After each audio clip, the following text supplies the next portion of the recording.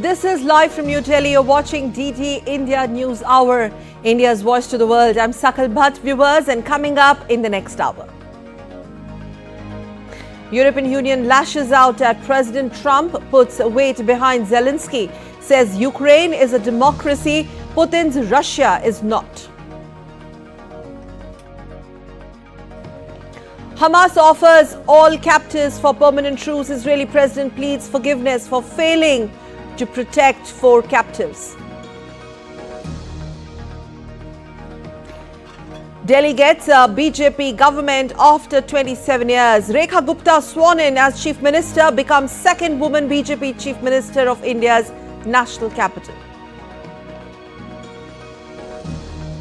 And former Spanish football chief Luis Rubiales convicted of sexual assault over his forced kiss to star forward Jenny Hermoso.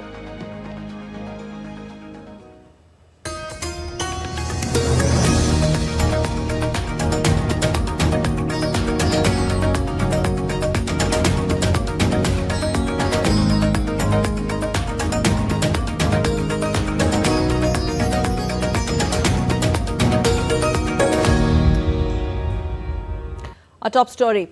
Kremlin has hit out at British Prime Minister Keir Starmer's proposal to send UK troops on ground to Ukraine as part of a potential peacekeeping force, calling it unacceptable for Russia and that it is monitoring statements from Starmer's administration with great concern. Meanwhile, Russian Foreign Minister Sergei Lavrov said that Moscow views as a direct threat the idea of having NATO member troops on the ground in Ukraine, even if they operate there under a different flag. Now, these developments come amidst Ukraine's claims of Russia launching yet another offensive targeting gas infrastructure in northeastern Kharkiv region. I get you more details in this report up next.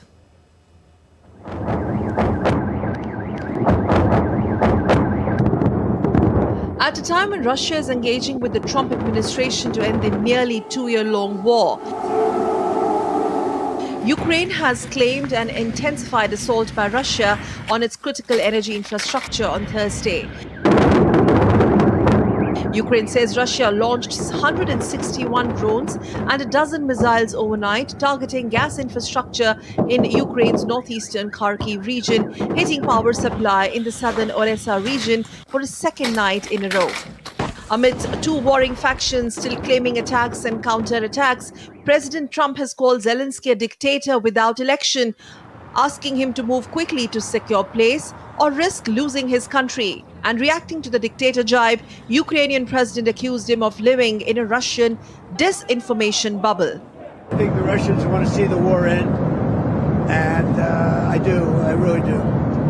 But I think they have the cards a little bit because, you know, they've taken a lot of territory, so they have the cards. Coming hard on President Zelensky, President Trump questioned Zelensky's intentions of giving talks with Russia a miss in Riyadh. Biden never tried. Europe has failed to bring peace, and Zelensky probably wants to keep the gravy train going. I don't know what's the problem, but he hasn't been able. He's very upset that he wasn't invited. He could have come if he wanted to, but that he wasn't invited to Saudi Arabia. Backing Ukraine's plan of joining EU, German Chancellor Olaf Scholz refused to blame Zelensky for its invasion by Russia. As a sign of solidarity with President Zelensky, UK Prime Minister Keir Starmer has come out in full support for Ukraine's democratically elected leader. Zelensky sounded optimistic about his meeting with visiting US envoy for Russia and Ukraine, Keith Kellogg. I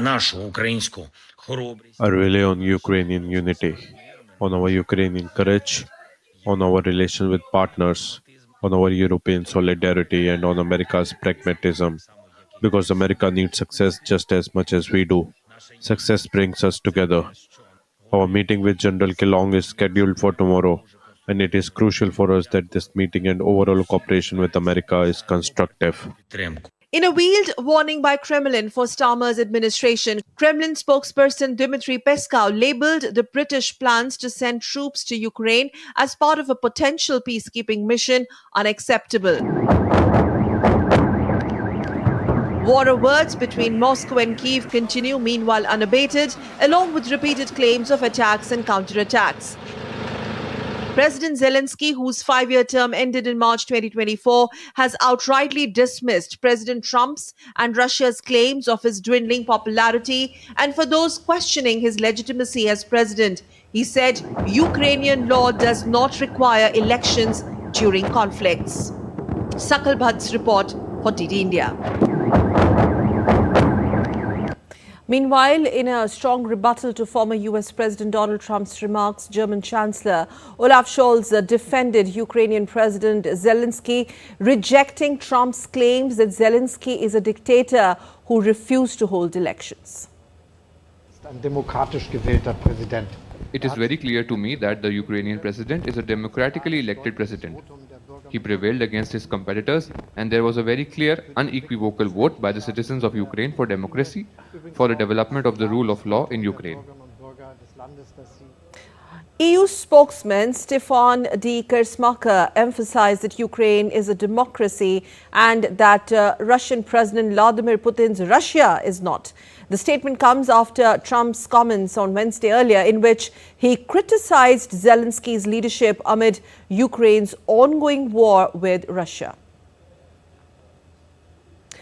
Latvia's Prime Minister has said on Thursday that the Baltic countries are prepared for different scenarios to contribute in terms of sending peacekeeping troops to Ukraine in the event of a peace deal. It is simply too early to talk about a specific number of troops because the situation may change as the framework changes. If it is not NATO, or is it NATO, or is it a coalition of goodwill, or is it some other format? But in general, also yesterday when we met in the Paris format, we discussed different options. White House National Security Advisor Mike Waltz has urged Kyiv to tone down its criticism of the US, which is only working to broker a balanced peace deal in Ukraine's long-standing conflict with Russia. Speaking on an American media outlet, Waltz said that Ukraine should take a hard look and finalize the critical minerals deal with Washington. However, he expressed confidence that US-Ukraine differences could be resolved.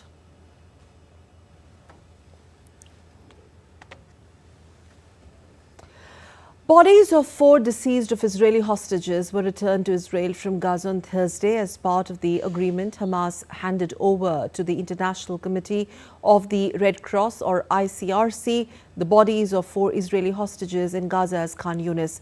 The bodies are said to include those of the youngest hostages, an infant and his 4-year-old brother, taken by Hamas in their October 7, 2023 onslaught. Israel President Isaac Herzog has asked for forgiveness for not protecting the 4 captives, while Israeli Prime Minister has vowed to eliminate Hamas. Fusail Ahmed reports. On Thursday, Hamas handed over the bodies of 4 Israeli hostages in Gaza's Khan Yunis as the fragile ceasefire between Israel and Hamas continues to hold. Red Cross staff walked to the stage and signed the papers as part of the handover. Among the bodies were the mortal remains of an 8-year-old infant, Kafir Bibas, and his 4-year-old brother Ariel. Israeli Prime Minister, in a video message, renewed his vow to return all hostages and eliminate Hamas. Our hearts are broken, but our spirits are not broken.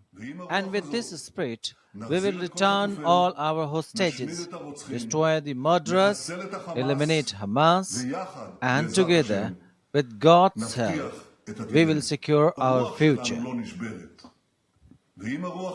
Later, a convoy carrying the bodies of 4 hostages headed towards the Forensic Institute in Tel Aviv. Along the roadside, supporters carrying Israeli flags stood quietly as the convoy drove past. We stand here all together with a broken heart. The sky is also crying with us, and we pray to have to see better days. We stand here together, and I hope we will stay together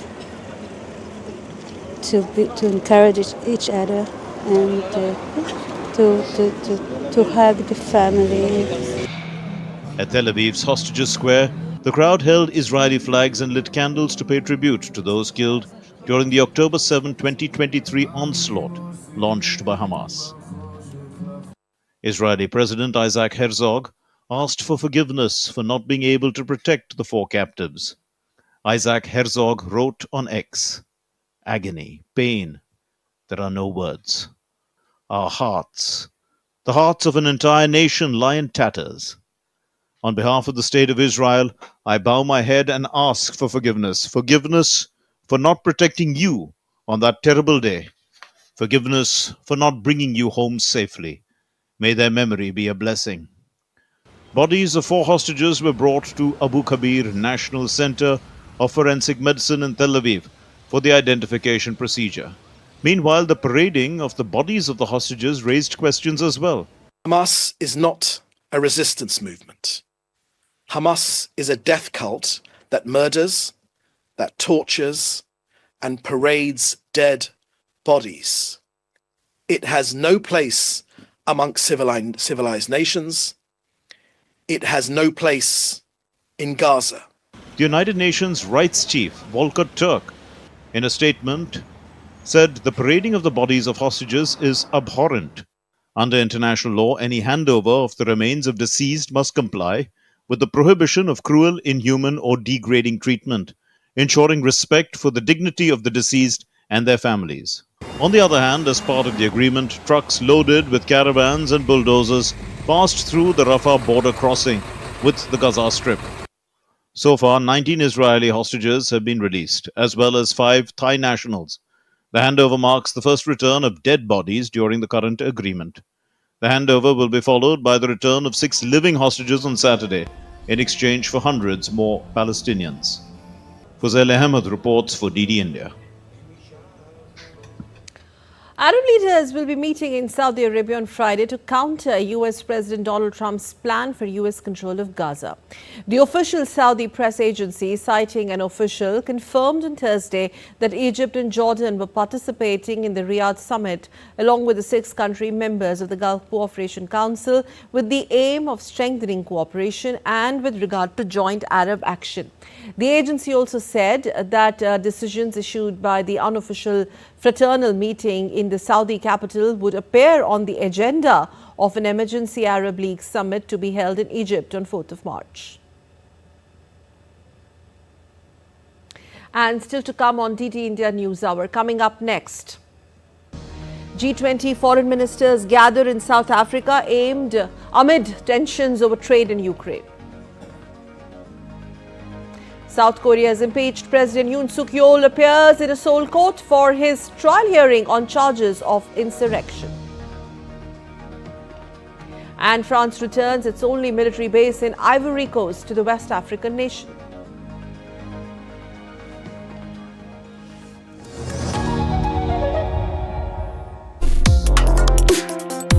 Complex issues, hidden agendas, twists and turns, strategic games. We think all dots are linked, we just need to connect them. Join me every week as I connect the dots to unravel hidden designs in statecraft, mysteries, and decode issues that matter to you. Watch Connecting the Dots with me at these times on DD India.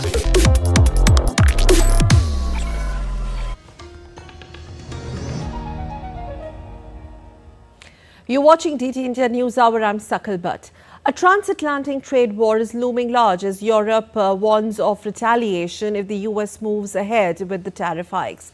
And with economies of both regions deeply intertwined, businesses, workers and consumers on both sides could face severe consequences. The EU, meanwhile, leaving room for some negotiation, has made it clear that the response would be stern.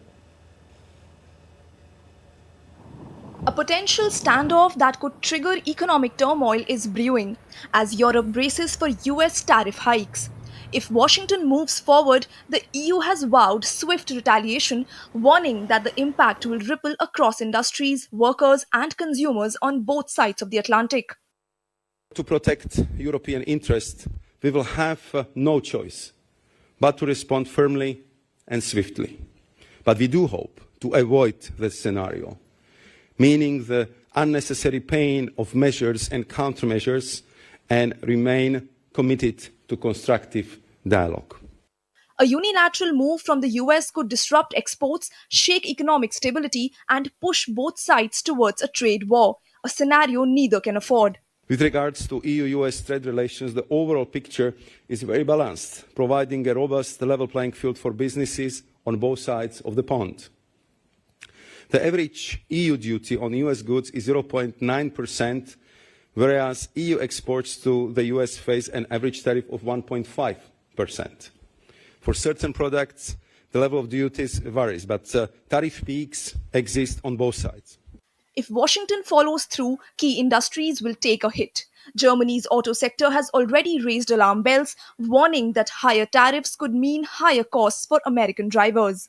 European leaders stress that responsibility lies with both sides and they are keeping negotiations on the table. So if we are going to talking about lowering the tariffs, even eliminating the tariffs, let's say for industrial products, this would be something which we are ready to discuss. We are ready to go for it. We are ready to discuss. While hinting at a possible trade deal with China, US President Donald Trump has threatened sweeping reciprocal tariffs on both allies and adversaries, with reports suggesting the White House is considering new tailored tariffs to each trading partner. The stakes couldn't be higher. The EU and US together account for nearly 30% of global trade, a dominance that could become collateral damage in a tariff war.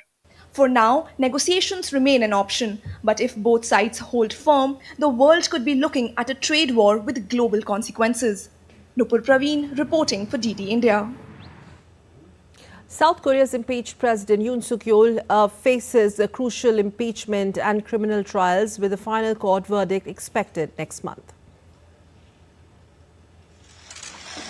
South Korea's impeached President Yoon Suk-yeol faced a crucial day in court on Thursday, appearing for both his final impeachment trial at the Constitutional Court and his first criminal trial on charges of insurrection. The proceedings mark a historic moment as Yoon becomes the first sitting South Korean president to face criminal prosecution.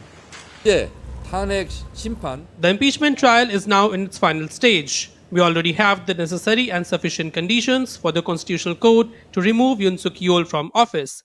Time is of the essence. We should swiftly remove Yoon Suk-yeol to save the nation. We will do my utmost until the very end to see this through. The top court is reviewing Parliament's impeachment vote from December 14, with a decision expected in March on whether to remove him from office or reinstate him. Witnesses, including Prime Minister Han Duck-soo, himself impeached, testified, highlighting the deep political divisions triggered by Yoon's actions. Prosecutors have charged him with leading an insurrection after declaring martial law on December 3 last year, banning parliamentary activities and tightening media control. Yoon's lawyers argued he had no intention of paralyzing the government, claiming the declaration was only a warning to break political deadlock. There is no one else but President Yoon Suk-yeol. After seeing the situation since the martial law, I am so angry at how the ruling People Power Party was trying to abandon him. The trial day saw hundreds of Yoon supporters rallying near the Constitutional Court demanding his release and calling the criminal case illegal. Analysts expect the Constitutional Court to issue a ruling by March. With the next court hearing scheduled for March 24, the country now waits as South Korea's judiciary decides the fate of its embattled leader. Bureau Report, DD India. An Istanbul court has banned international travel for two top executives of TUSED, Turkey's leading business association, amid an investigation into their remarks on democracy. President Tayyip Erdogan accused the executives of undermining the government, escalating his public dispute with the influential business group. Analysts believe the move signals Erdogan's broader crackdown on dissent, raising concerns for Turkey's economic recovery. The investigation triggered a dip in Istanbul stocks though markets stabilized on Thursday. India's External Affairs Minister Dr. S. Jaishankar, who is on a two-day visit to South Africa, met his Ethiopian counterpart Gideon Timothy in Johannesburg. External Affairs Minister Jaishankar congratulated Timotheos on his appointment and agreed to work together to strengthen the long-standing partnership. Earlier, Dr. Jaishankar also met his counterparts from Singapore and Brazil in Johannesburg and discussed with them global developments and ways to enhance bilateral ties. Minister Jaishankar also met the Minister for Foreign Affairs of Singapore, Vivian Balakrishnan, and Brazilian counterpart Mario Vieira on the sidelines of the meet. The minister is participating in the G20 foreign ministers meeting at the invitation of the Minister of International Relations and Cooperation of the Republic of South Africa, Ronald Lamola.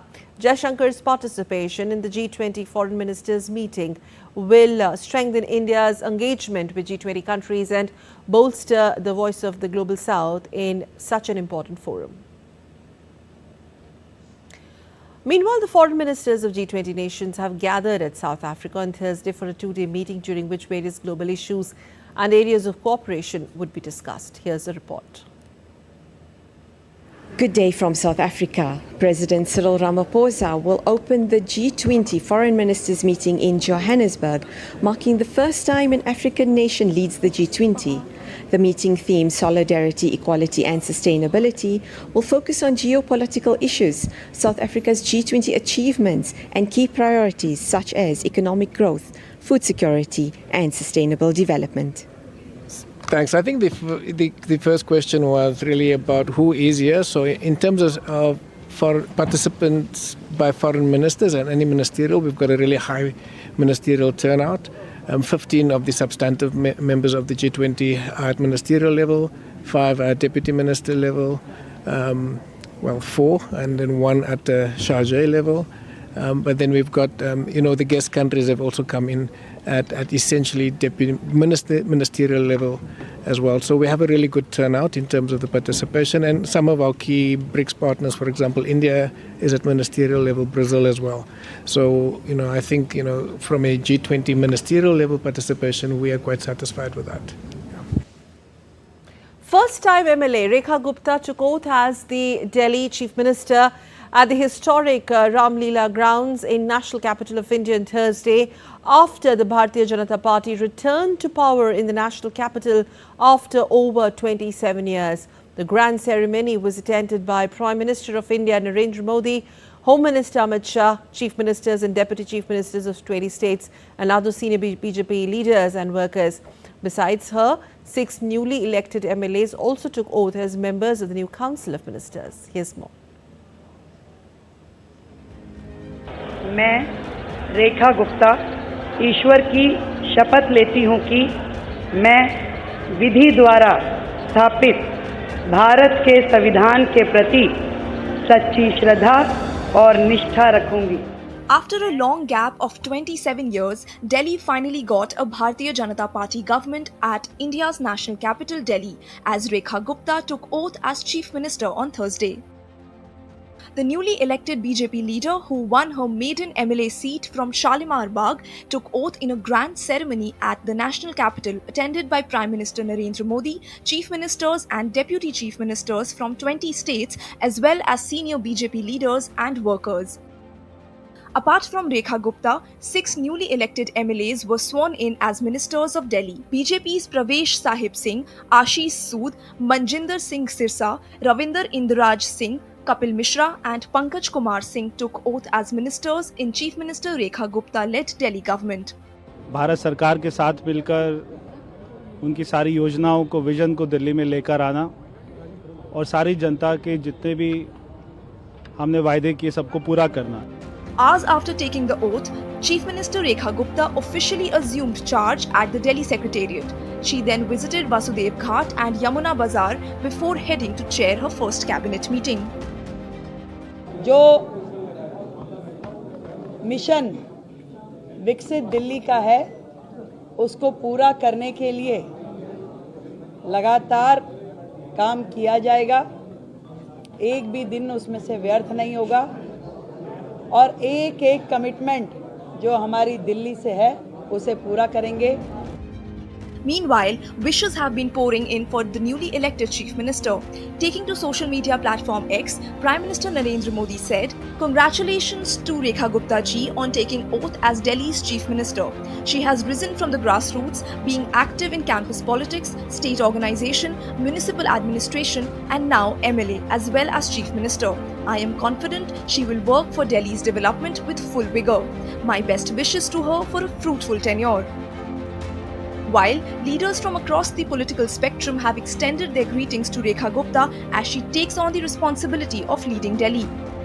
With a fresh cabinet in place, all eyes will now be on the new government's policies and governance strategy. It remains to be seen how the Rekha Gupta-led administration shapes the future of the national capital. Bureau Report, DD India. Let's now take a look at other stories making news around the world. We begin with France, where France officially has returned its only military base in Ivory Coast to the West African nation on Thursday, marking the end of decades of French military presence at the site.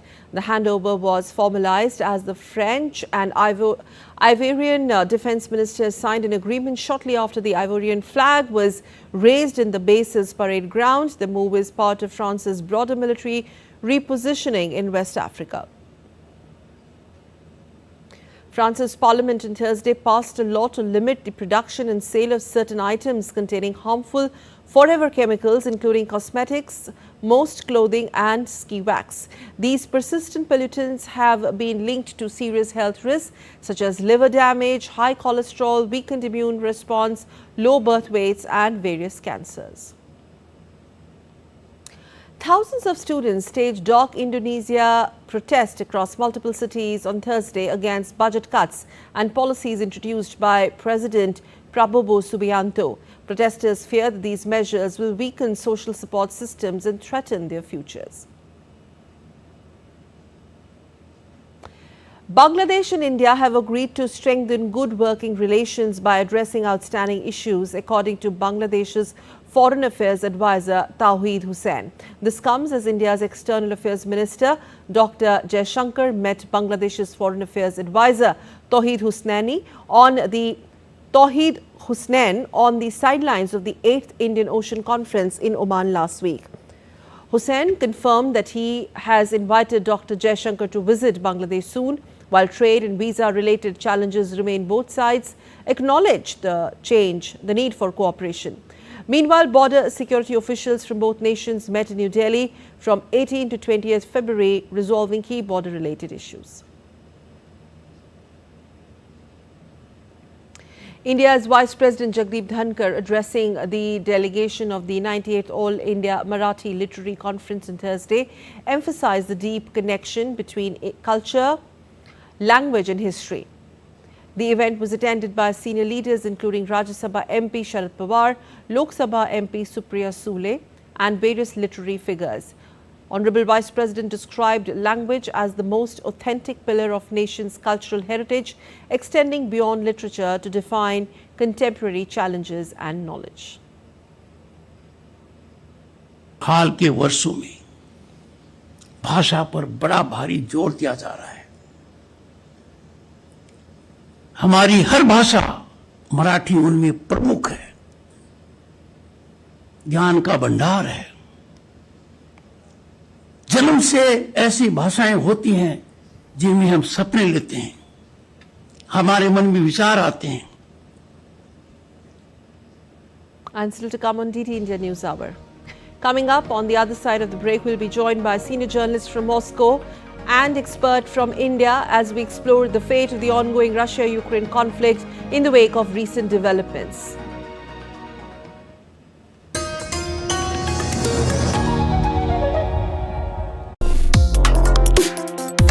Complex issues, hidden agendas, twists and turns, strategic games. We think all dots are linked. We just need to connect them. Join me every week as I connect the dots to unravel hidden designs in statecraft, mysteries, and decode issues that matter to you. Watch Connecting the Dots with me at these times on DD India.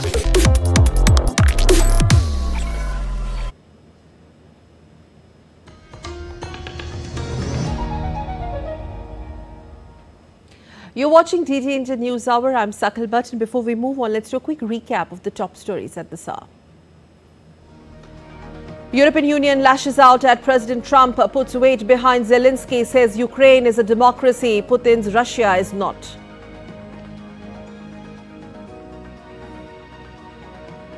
Hamas offers all captives for permanent truce. Israeli president pleads forgiveness for failing to protect 4 captives.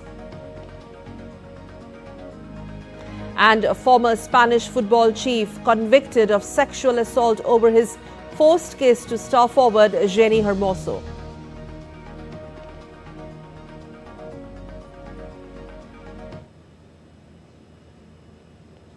And to discuss the ramifications of the ongoing Russia-Ukraine conflict and the statements that are coming from both sides, whether it's Ukraine, Russia, Europe, EU and President Trump. We're going to discuss all of that, and very glad to have on the show Air Marshal Sanjeev Kapoor, former Director General Inspection and Safety from Indian Air Force. Thank you very much, Air Marshal Kapoor. Such a pleasure talking to you, sir.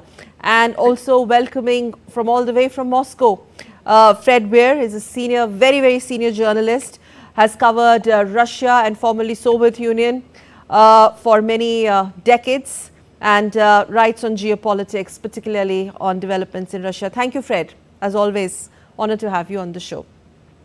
I'm going to start with Air Marshal Kapoor. Well, we know that President Trump has warned Zelensky that he better move fast to negotiate an end to Russia's invasion of Ukraine, or risk not having a nation to lead.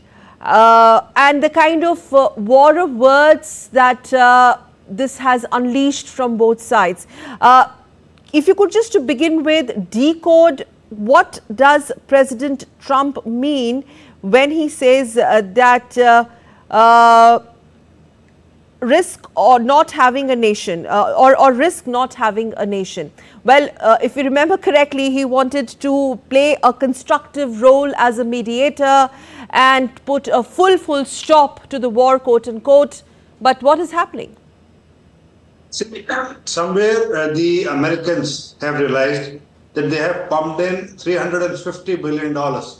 For our Indian viewers, if I put it in the money of Indian currency, 32 lakh crore rupees have been pushed in by the European Union and America in this war, of which 18 lakh crore rupees have been spent by America alone. And Europe's contribution has been just 14 lakh crores. So the first issue which President Trump is having is that this is a European war. What has America got to do by pumping in more and more money? And second issue which I feel has emerged now is Ukraine is at its weakest point at this stage.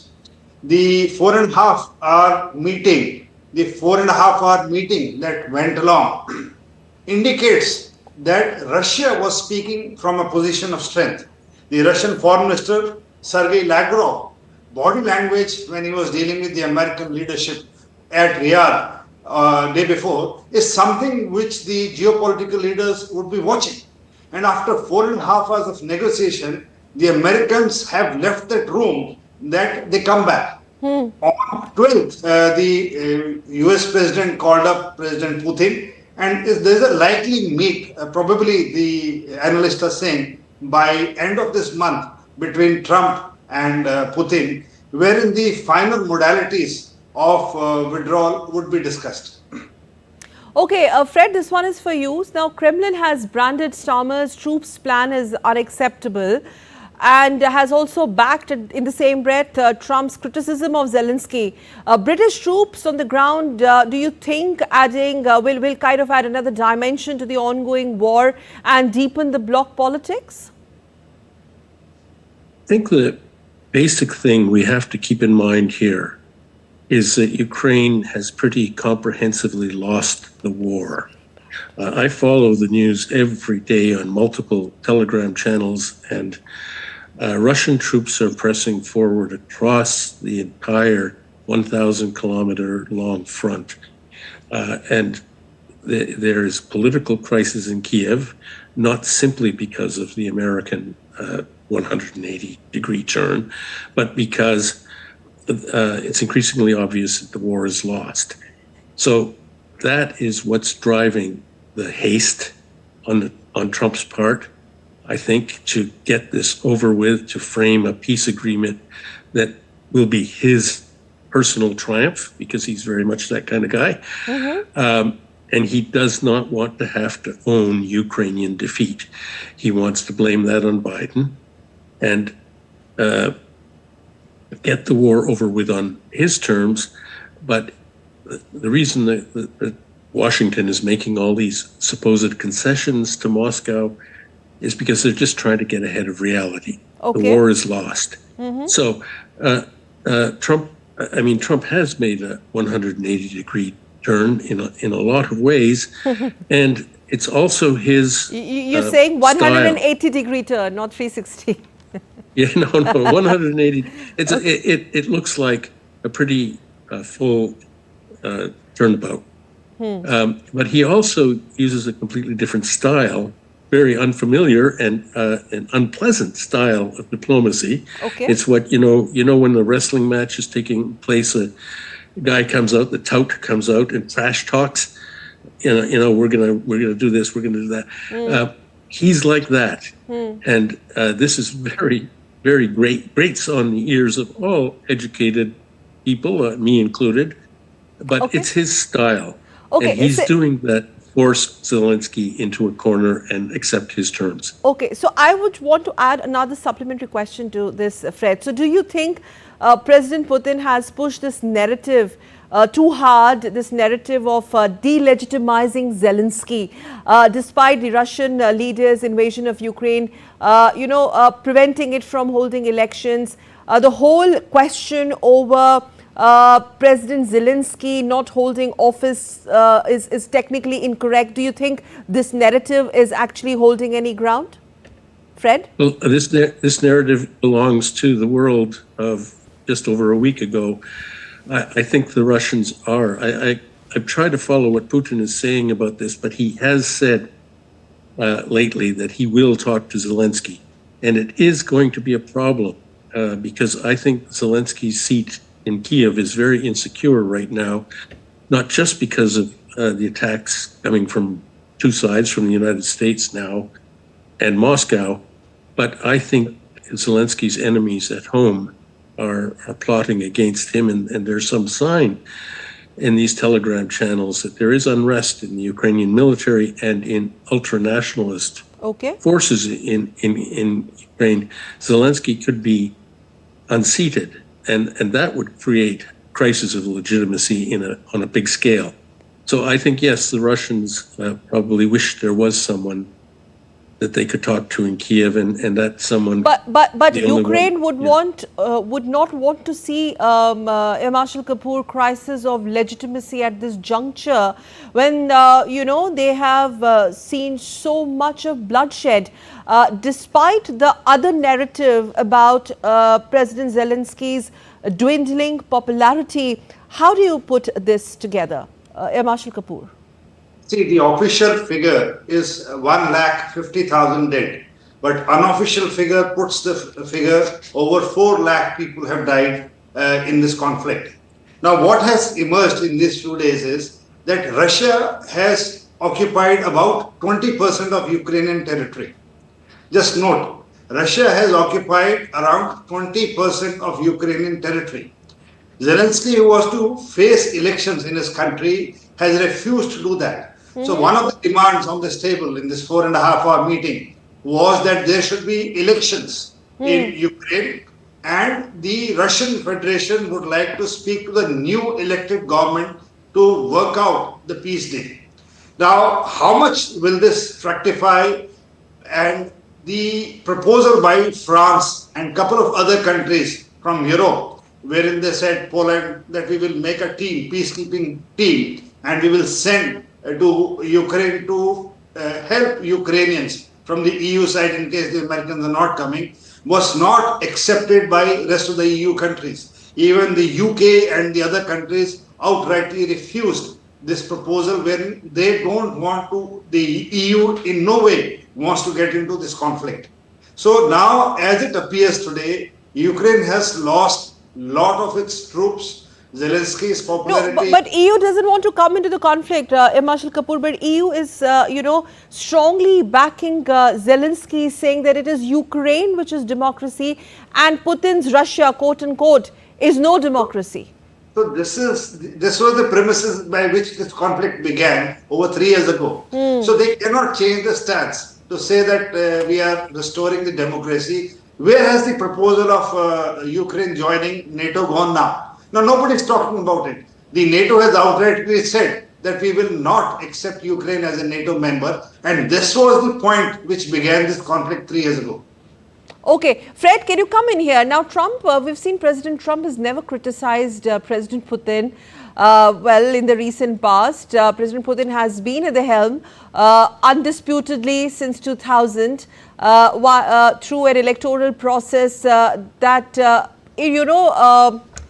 many reports like Freedom House's assessment, they rate it very low, and there are questions on the freedom and fairness of Putin's election, etc. Since you've covered it so extensively, you think this is a fair comparison because now it's the President Putin who first wants to talk to a legitimate government in Ukraine?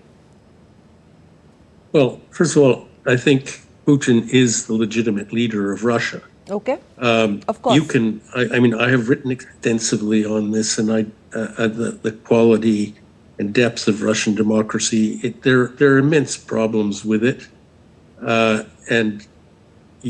but there is absolutely no doubt about who runs this country and does so pretty much with a total control, and with the support of the Russian people. That's just obvious. So I think the question about how democratic Russia is should be left to another time and another forum. Okay. But as for Ukraine, it's a country at war, and Zelensky is a beleaguered leader. His mandate has famously run out, but it's under martial law, and it's taken a lot of steps, as countries in a desperate situation often do, which are completely undemocratic. It's banned the opposition. It's created one big government-controlled media outlet and sidelined all the others.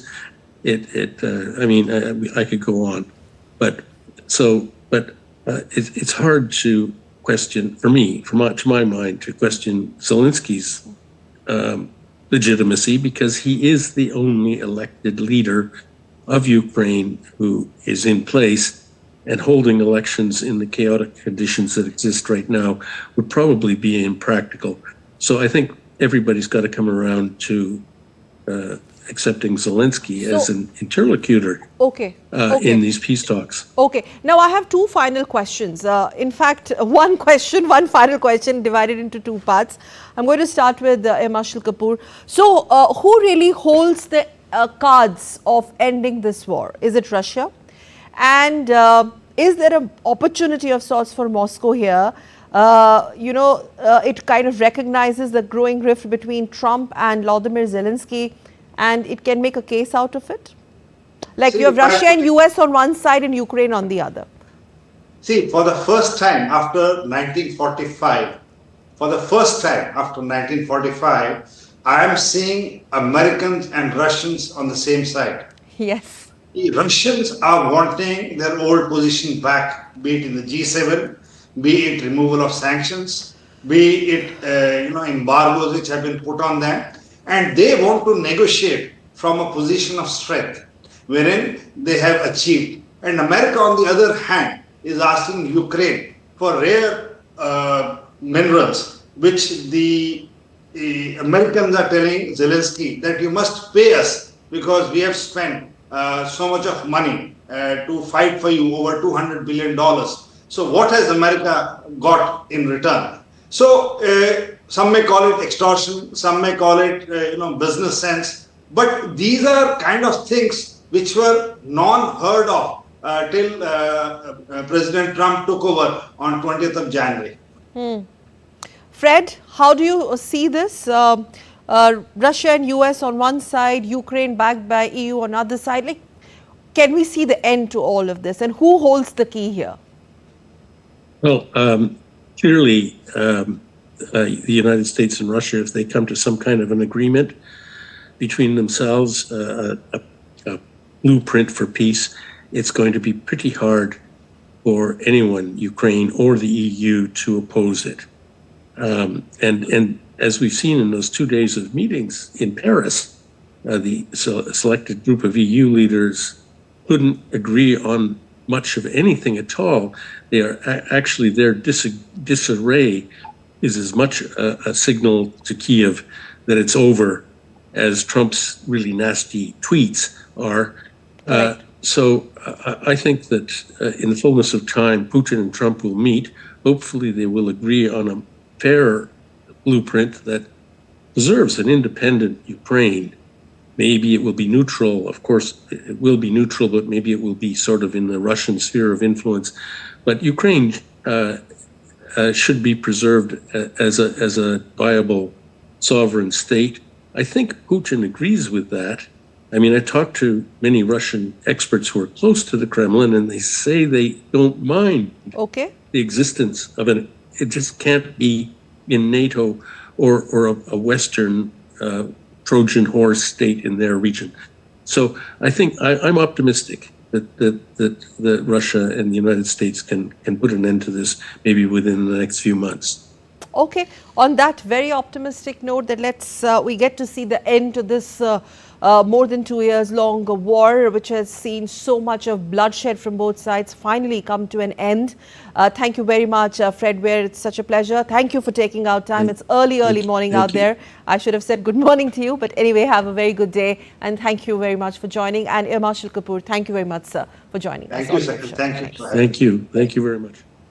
And now from the Russia-Ukraine story, let's move on and take a look at some other stories that are also making news here in India.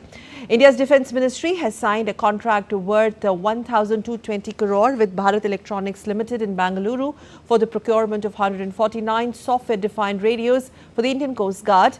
These advanced communication systems will enhance the operational capabilities of the Coast Guard, ensuring secure and sufficient maritime surveillance and rescue operations. India's Minister of State of Ports, Shipping and Waterways, Shantanu Thakur, inaugurated the second edition of the Green Shipping Conclave 2025 in Mumbai on Thursday.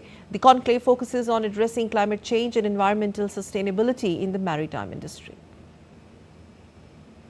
India's Ministry of Health and Family Welfare has launched an intensified special NCD screening campaign on Thursday. The initiative aims to achieve 100% screening of all individuals aged 30 years and above for prevalent non-communicable diseases.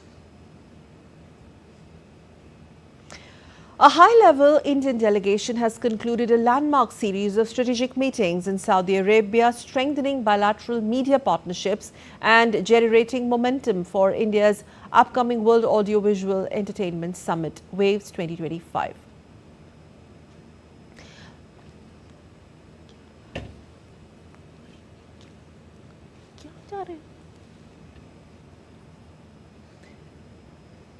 Wonderful effort, and that's why we are here in full strength from India, and we have had a lot of discussions and deliberations. It provided us opportunities to discuss issues of common interest, because the media and the entertainment segment across the world has huge opportunities for countries, has also got its own challenges. So I think it has provided us the opportunity to discuss all these issues of common interest, and we are very happy to be here and been able to share our thoughts with all the leaders, both from the industry as well as from the government. Well, you're watching DD India News Hour. Time now for some sports news. In a big blow for host Pakistan ahead of its high-stakes Champions Trophy 2025 clash against India on Sunday, opener Fakhar Zaman has been ruled out due to injury. Fakhar sustained the injury during Pakistan's tournament opener against New Zealand. The incident occurred early in the match when Fakhar landed awkwardly while diving to stop a boundary. Despite the setback, Fakhar later came out to bat at number 4 instead of his usual opening slot. Left-handed opener Imamul Haq has been named as a replacement for the remainder of the tournament.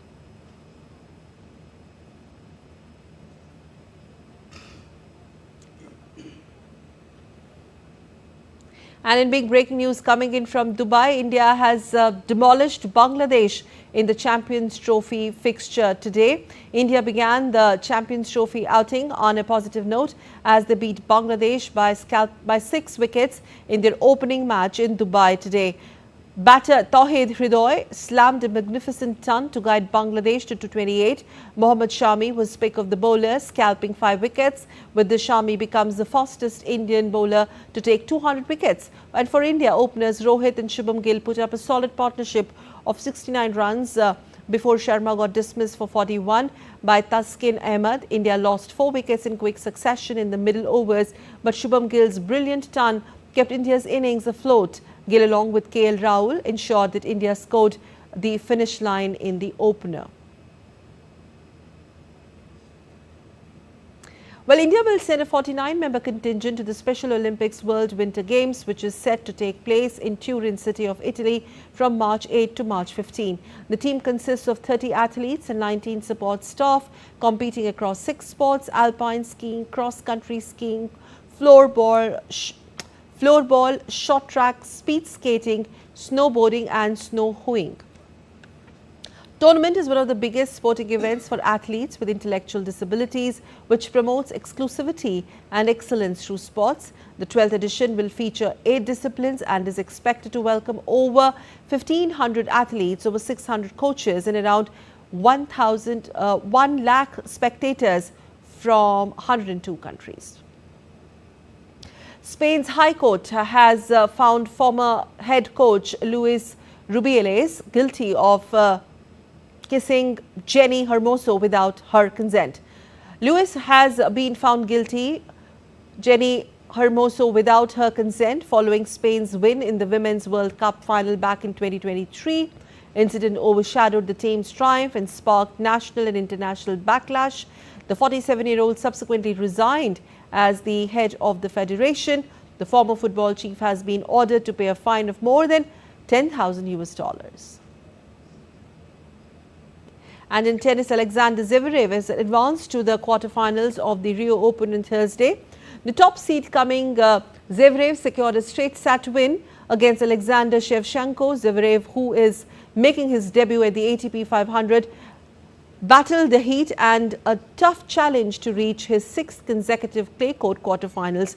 Elsewhere, 6th seed Nicolas Jarry went down in 3-set tiebreaker to Francisco Comsana.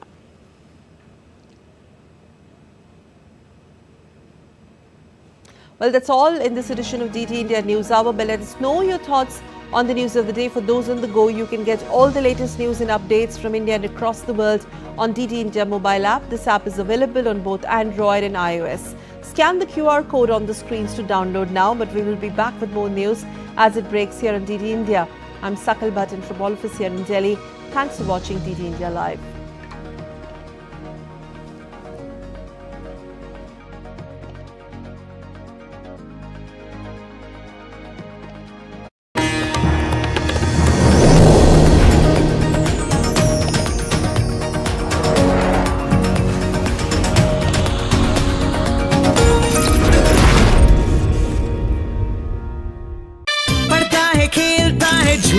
उछलता है दौड़ता कभी कभी दौड़ कराता है आगे आगे बढ़ता है इंडिया अमूल दूध पीता है India.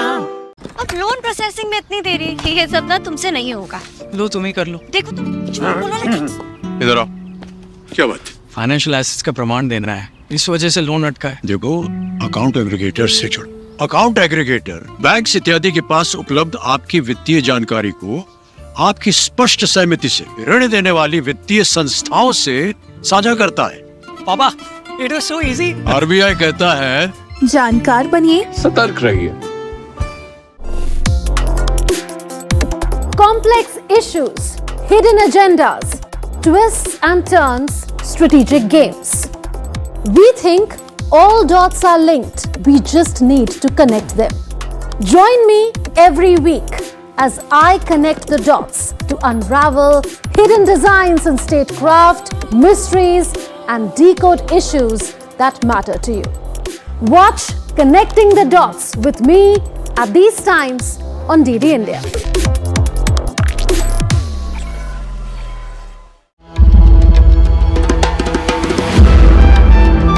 Timeless, boundless, and infinite.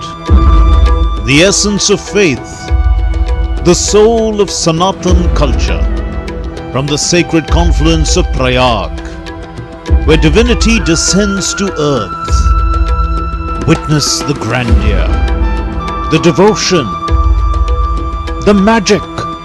World's largest cultural and spiritual gathering, with over 450 million devotees expected to attend.